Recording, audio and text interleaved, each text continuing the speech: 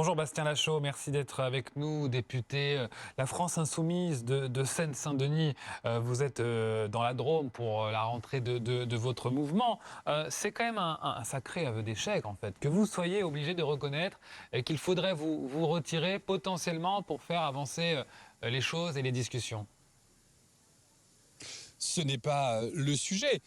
Le président Macron semble dire que la présence de députés insoumis serait une ligne rouge qu'il ne pourrait pas franchir pour nommer Lucie Castet à Matignon. Nous lui demandons donc de clarifier les choses. S'il n'y a pas de députés insoumis, les groupes de l'ex-minorité présidentielle à l'Assemblée nationale déposeront-ils et voteront-ils une motion de censure? Si jamais c'était le cas, cela démontrerait que tout ce qu'ils nous disent sur les insoumis, ces exagérés, etc., tout cela ne serait qu'un prétexte au final. Et que le vrai problème, ce serait le respect de la démocratie, le respect du vote populaire. Parce qu'aujourd'hui, la réalité des choses est là.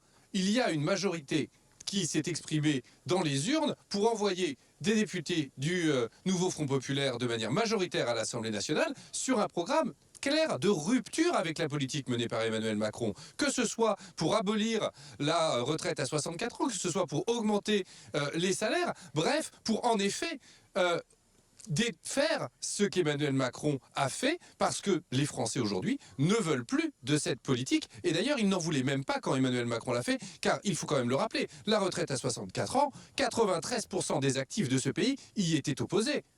Bastien Lachaud, vous parlez de démocratie, justement, de majorité. Alors vous dites que vous voulez, en réalité, elle peine à se dessiner, et c'est bien ça le problème. En revanche, la seule majorité que l'on voit apparaître, elle est contre vous et contre votre programme. C'est assumé désormais par les députés Renaissance qui disent, en effet, même sans les insoumis, on ne veut pas de ce programme. Et il y a une majorité contre vous. Écoutez, moi ce que je vois aujourd'hui, c'est que quelques personnalités issues des groupes Renaissance, personnalités dont pour certaines ont été élues grâce au retrait d'insoumis, et ils n'étaient pas à l'époque si virulents à critiquer les insoumis quand ils avaient besoin de leur désistement et des voix de leurs électeurs pour se faire réélire députés lors des dernières élections législatives. Mais je n'ai pas entendu Gabriel Attal, je n'ai pas entendu le président du groupe du Modem, je n'ai pas entendu le président du groupe Horizon, à qui s'adressait cette question de Jean-Luc Mélenchon. Je n'ai même pas entendu des porte-paroles ou des bruits de l'Élysée qui sont pourtant si friands de off. Ils n'ont-ils rien à dire? Ou cherche-t-il, dans le secret des alcôves, un nouveau prétexte pour refuser de nommer Lucie Castet à Matignon? C'est quoi la prochaine étape pour vous si manifestement ça ne passe toujours pas? Mais écoutez, nous l'avons dit, l'ensemble des groupes du nouveau Front populaire proposeront et déposeront une motion de censure contre n'importe quel gouvernement qui serait dirigé par quelqu'un d'autre que Lucie Castet. Nous lancerons une mobilisation populaire massive pour mettre la pression sur Emmanuel Macron pour que le respect des urnes et du vote soit effectif dans ce pays, car il faut quand même le rappeler, nous sommes la risée du monde entier, hein, que ce soit les journaux allemands, américains, etc. Ils montrent bien que personne ne comprend comment Emmanuel Macron peut agir ainsi en plein déni démocratique. Et évidemment, avec les autres députés de la France Insoumise, nous déposerons et nous userons de l'article 68 de notre Constitution qui donne le droit à l'Assemblée nationale de destituer le président. Alors, puisque vous remettez le sujet de la destitution sur la table, je parle sous le contrôle de Roland Quérol, mais déjà, les autres forces de votre coalition, les socialistes, les écologistes ont dit que ce n'était pas du tout un sujet pour eux. Et surtout, en réalité, l'article 68, il faut des arguments juridiques. Oui, il n'y a pas de précédent. Donc, on peut estimer que le président de la République manque gravement à sa charge, mais pour ça, il faut que ce soit voté par les 2 tiers de l'Assemblée, les 2 tiers du Sénat, puis à nouveau les 2 tiers des deux chambres ensemble. On voit bien que c'est absolument hors de portée, hors d'atteinte pour l'union du nouveau Front populaire. Ils sont à 100 voix, 100 sièges de la majorité absolue. Ils sont encore donc beaucoup plus loin des 2 tiers, et en plus dans chaque chambre.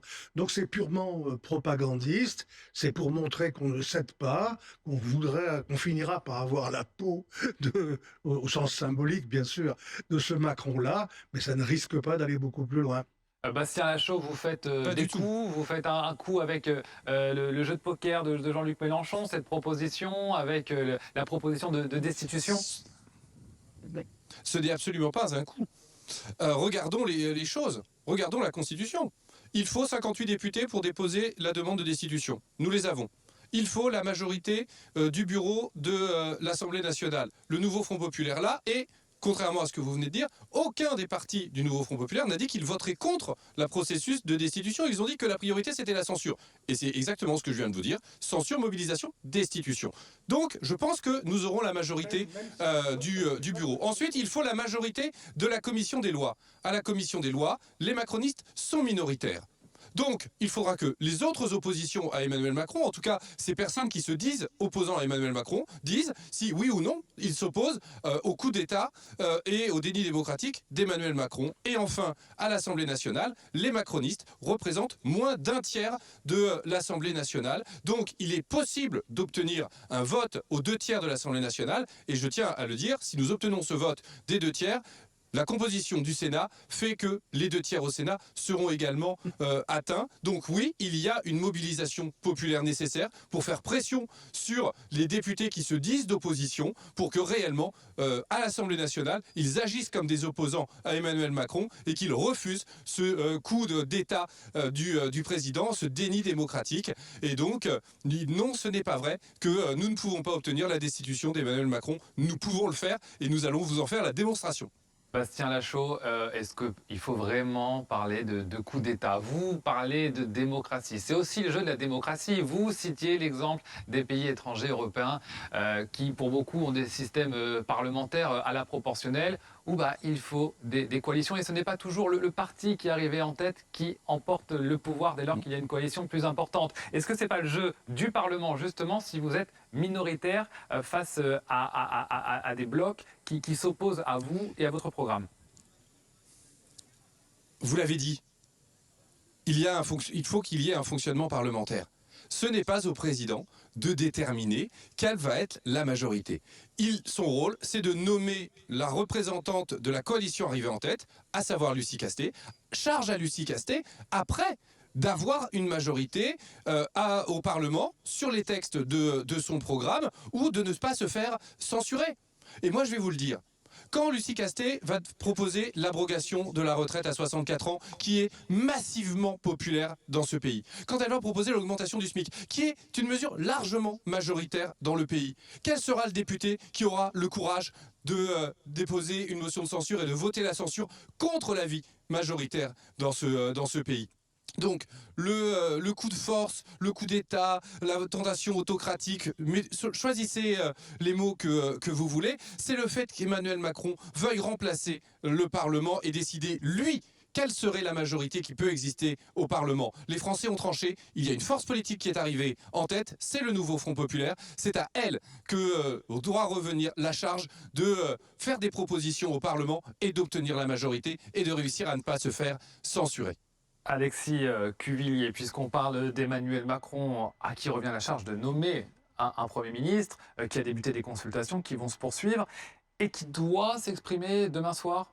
La poursuite de ces consultations, c'est la journée de demain. Les présidents des 2 assemblées, l'Assemblée nationale en premier, Yaël Braun-Pivet demain matin, Gérard Larcher côté Sénat en fin de journée, et au milieu des entretiens importants bien sûr avec les représentants du Rassemblement national et avec Éric Ciotti, devenu allié, on s'en souvient bien sûr, de Marine Le Pen avant l'été. Et puis, vous avez raison Loïc, il y a la piste sérieuse d'une expression du chef de l'État, peut-être en fin de journée demain soir, pour dire finalement ce qu'il a retiré de ces 2 jours de consultation.